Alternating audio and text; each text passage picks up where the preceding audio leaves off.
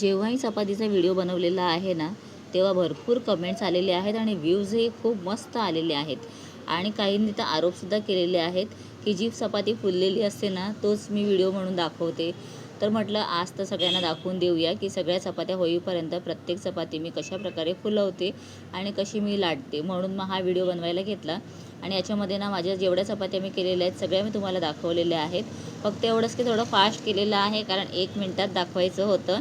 बाकी चपात्या मी 7-8 केल्या, तर त्याच्यातल्या अर्ध्या तरी चपात्या पूर्ण इथे क्लिअरमध्ये दाखवलेल्या आहेत. शेकताना सुद्धा तुम्ही पाहू शकता.